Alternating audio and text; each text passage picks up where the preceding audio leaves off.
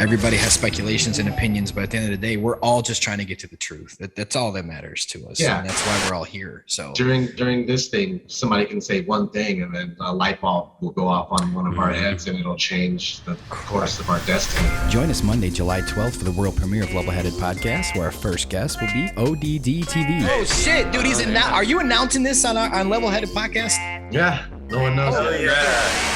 That's why a lot of the controllers back in the day wore the top hats.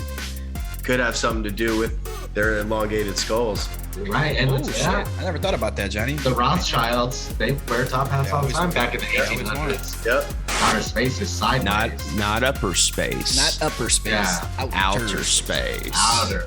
Next thing you know, they come up to the ice wall of Antarctica and they fly through, and on the other side, there's more land. We are changing the world right now. We already are. Yep. Right. You're right. There it is.